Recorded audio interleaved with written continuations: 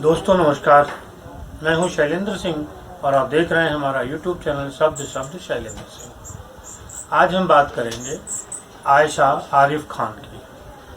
आयशा आरिफ खान का हम वीडियो आपको नहीं दिखा सकते क्योंकि वो सोशल मीडिया पर वायरल है और मुझे नहीं लगता कि उस वीडियो को आपको देखना चाहिए या देखने की ज़रूरत है।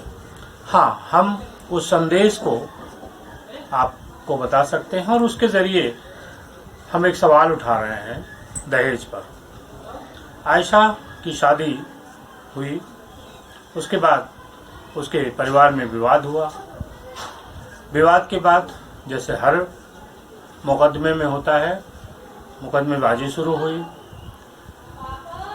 फिर संबंध बिगड़ते चले गए और एक दिन ऐसा आया कि जब आयशा ने इस सारे प्रकरण से दुखी होकर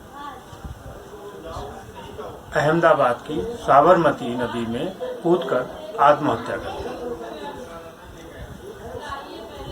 आत्महत्या करने के बाद जो आयशा का वीडियो है वो सोशल मीडिया पर वायरल हुआ। उसके बाद तमाम तरीके के वीडियो आ रहे हैं, तमाम तरीके की बातें आ रही हैं। दोनों ही परिवार एक दूसरे के ऊपर अलग अलग तरीके के आरोप लगा रहे हैं, अलग अलग तरीके की बातें सामने आ रही हैं। मूल बिंदु जो है वो ये है कि दहेज प्रथा समाज में आज बहुत सारी जगहों से ये आवाज़ उठ रही है। चूँकि आयशा मुस्लिम थी तो मुस्लिम समुदाय से आवाज़ बहुत तेज़ी से उठ रही है कि अब वो मस्जिदों के ज़रिए दहेज प्रथा का विरोध शुरू करेंगे। मस्जिदों ही क्यों, मस्जिदों, मदरसे, मंदिर, स्कूल, समाज में हर स्तर पे दहेज प्रथा का विरोध होना चाहिए। लेकिन क्या आयशा का मुद्दा इसलिए आगे बढ़ा क्योंकि वो सोशल मीडिया पर था? क्योंकि दहेज प्रथा हमारे समाज में बहुत पहले से चली आ रही है, इसका विरोध भी होता है। विरोध होने के बाद भी ये प्रथा ख़त्म नहीं हो रही है। तमाम सारे मुकदमे, तमाम सारी आत्महत्याएं, चाहे वो लड़के की तरफ से हों, लड़की की तरफ से हों, दोनों परिवारों में विवाद हों, थाना, पुलिस, कचहरी, बहुत सारे जो मामले हैं उनकी मूल वजह दहेज होती है और वहाँ से लड़ाई शुरू होती है। ये लड़ाई कभी कभी इतनी लंबी हो जाती है कि वो जानलेवा हो जाती है, जैसा आयशा के साथ हुआ। आयशा ने जो कुछ किया, हम उसको सच्ची श्रद्धांजलि तभी दे सकते हैं कि अगर हम दहेज प्रथा का विरोध करें। जब हम दहेज प्रथा का विरोध करते हैं तो ये देखा जाता है कि आमतौर पे सिर्फ जो लेन देन का दहेज होता है, नगद, हम उसकी बात करते हैं। आजकल शादियां महंगी हो रही हैं, वो भी एक तरीके का दहेज का रूप है, एक तरीके का स्टेटस सिंबल है।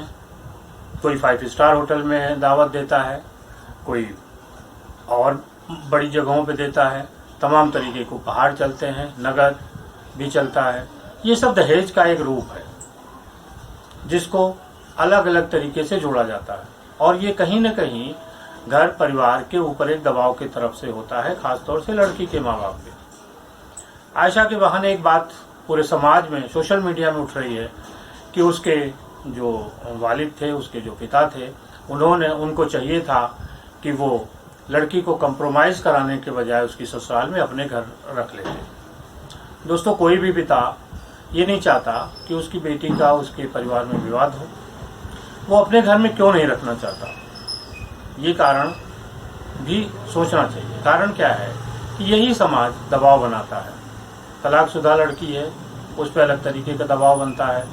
लोग लड़की का ही दोष देते हैं। इसीलिए हर माँ बाप चाहता है कि जो लड़की की शादी है वो कैसी भी स्थिति में हो, चलती रहे। और इसी चलाने की स्थिति में, इसी चलाने की हालत में एक दिन ऐसे हादसे हो जाते हैं। आज समाज पूरे तौर पे इस आयशा के मुद्दे पे ऐसे रिएक्ट कर रहा है, ऐसे जता रहा है जैसे कि वो दहेज प्रथा के खिलाफ है या उसके लिए तलाकशुदा और गैर तलाकशुदा में कोई अंतर नहीं है। लेकिन दोस्तों, ये बात ऐसी नहीं है। ये सारा दबाव समाज का है। समाज हमारे और आपके मिलने से बनता है। लेकिन जब कोई लड़की, कोई परिवार ऐसे स्थितियों का शिकार होता है तो पूरा समाज एक तरफ हो जाता है और उस पर उंगली उठाने लगता है। उंगली कैसे उठती है? किसी लड़की का तलाक हो गया तो उसकी जिम्मेदारी कि भाई तलाक हुआ है, इसका मतलब कि लड़की की कोई गलती रही होगी, लड़की ने कोई गलती की होगी, समझौते उसी को करने पड़ते हैं। लिहाजा आयशा जैसे कदम लड़कियां उठा लेती हैं। उसके बाद फिर हम रूपी जो समाज है वो ऐसे दिखाता है जैसे कि वो संत भाव में है और वो सब कुछ कबूल कर रहा था। आज दोष आयशा का उतना नहीं है जितना समाज का है। दहेज प्रथा का विरोध करना समाज का काम है।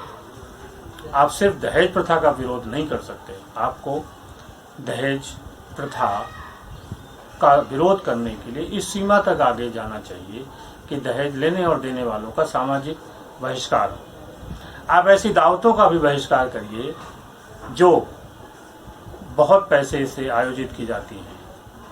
आप जिन दावतों का लुत्फ उठाते हैं 5 स्टार होटलों में, वो एक स्टेटस सिंबल बन जाता है, लड़की वाले के लिए भी और लड़के वाले के लिए भी, और वो बड़े से बड़ा स्टेटस सिंबल बनाना चाहता है। और इस स्टेटस सिंबल को मेंटेन करने के लिए उसके परिवार को क्या कीमत चुकानी पड़ती है, इसका अंदाज़ा सामान्य लोगों को नहीं होता।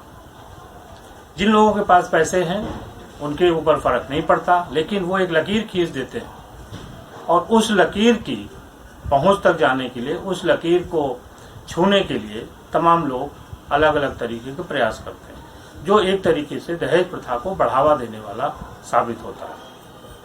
इसलिए आयशा का विरोध करना कि उसने आत्महत्या क्यों की, वो कमज़ोर लड़की रही, डिप्रेशन में थी, जो भी वजह थी, ये अपनी जगह है।